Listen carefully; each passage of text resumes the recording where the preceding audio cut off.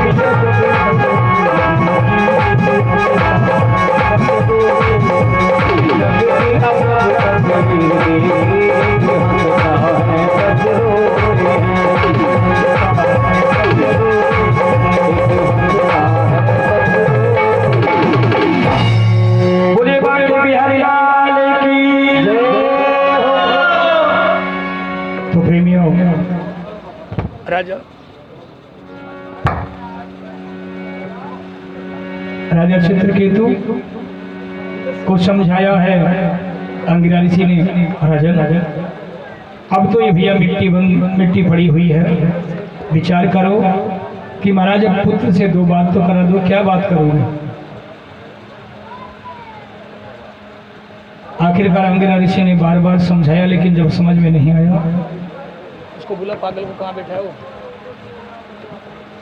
बुला उसको।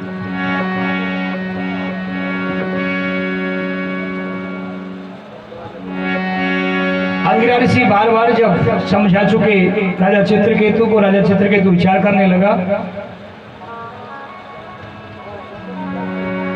महाराज मेरी पुत्र से 2 बात तो आप करा सकते हो, जब आप पुत्र दे सकते हो तो पुत्र से बात भी करा सकते हो।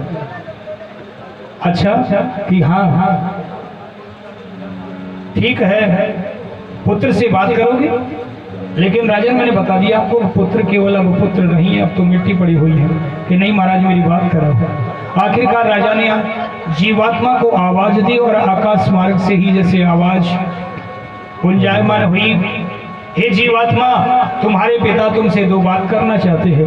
जीवात्मा ने कहा कि कौन किसका पिता, कौन किसकी माँ। संसार में जीवित के नाते हैं, मरने के बाद में कोई किसी का पिता, कोई किसी की माँ नहीं है। कितनी योनियों में, कितने ही जन्मों में मैं इनका पुत्र, पिता, भाई, बंधु रह लिया होगा, किसे पता है। इसलिए ये ममता छोड़ो। इतना कहकर के जीवात्मा खामोश हुई और आखिरकार अंगिरा ऋषि ने कहा चित्रकेतु को, राजन समझ में आ गया अब जीवात्मा ने क्या कहा? कि हाँ महाराज समझ में आ गया। जीवित के नाते हैं, आदमी तो केवल यहाँ पर एक मुसाफिर की तरह आता है और चला जाता है। जैसे एक प्याऊ पर पानी पीने वाले सैकड़ों व्यक्ति दिन भर में आते हैं और चले जाते हैं, ऐसे ही ये पृथ्वी रूपी स्टेज पर लोग केवल यहाँ पर एक, जैसे भगवान रामचंद्र ने रामचरित्र रचा, परमात्मा राम बनकर के आए, भगवती सीता बनकर के आई, कोई रावण बन के आया, कोई कुंभकर्ण बनकर के आया और अपना नाटक करके और चले गए। ऐसे ही मनुष्य भी यहाँ पर केवल अपना नाटक करने के लिए इस मंच पर आते हैं और चले जाते हैं। ये संसार तो एक मेला है और इस मेले में एकत्रित तो खूब होते हैं, लेकिन अन्य मेलों में तो सब झुंडों के झुंड आते हैं और चले जाते हैं, लेकिन संसार रूपी मेले से अकेला ही तो मेले में आना है और अकेले ही जाना है। आदमी एक मुसाफिर की तरह है।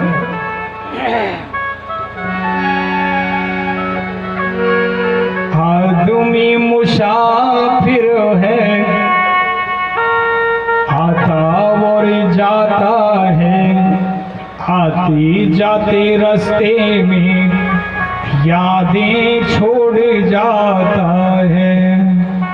झोंका हवा का पानी का रेला, मेले में रह जाए जो अकेला, फिर वो अकेला ही रह जाता है।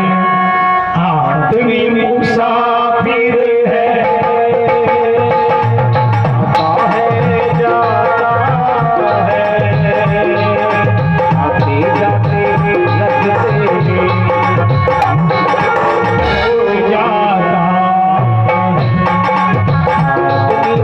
मुसाफिर है, आता है जाता है, आते जाते रखते हैं, यादें छोड़ जाता है।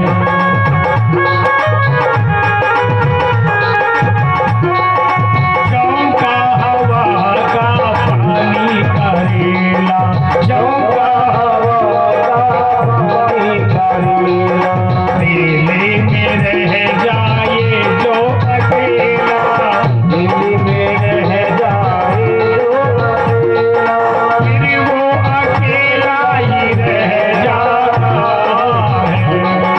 आदमी मुसाफिर है, आता है जाता है, आते जाते रखते हैं, यादें छोड़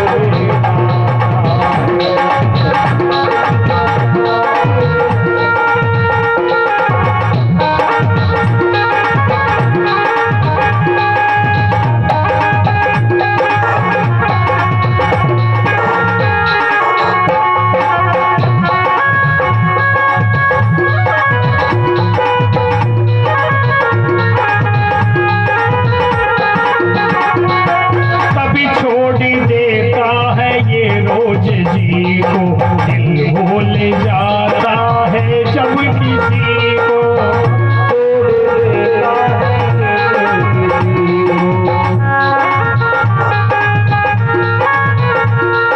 कभी छोड़ देता है ये रोजी को, दिल भूल जाता है जब किसी को।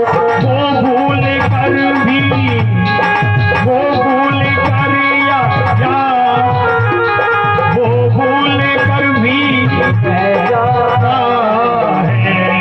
आदमी मुसाफिर है, आता है जाता है, आते जाते रखते हैं, यादें छोड़ जाता